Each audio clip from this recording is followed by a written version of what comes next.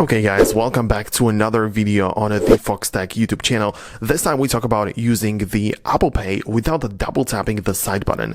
Now, it is a topic that people might be interested in. The thing is that you perhaps don't want to just always just double tap whenever you go pay with your phone, which may be a little bit annoying and people might want to just skip this step. However, it does not work for the reason that the power button or the side button on your iPhone is actually connected to the secured enclave, meaning that the hardware side of things is set up in a way that unless the button is pressed, the Apple payments, the Apple Pay with the card cannot be actually authenticated. This is just how it works, and this is why it's kind of difficult to replace the power button whenever it just goes broken or anything. I mean, you can replace the shell or the cover of it, but the actual technology inside it is very complicated to do because it's just specifically tied to one device, so you cannot do it.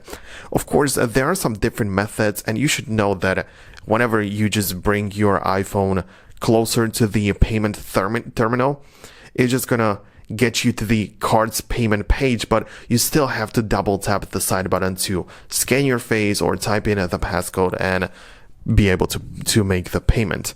Okay, so the other thing you might be wondering about is you perhaps have seen it that there are some accessibility shortcuts, which means that yes, you can technically create one. For example, there are some things which you can do using, I don't know, the back tab, for example.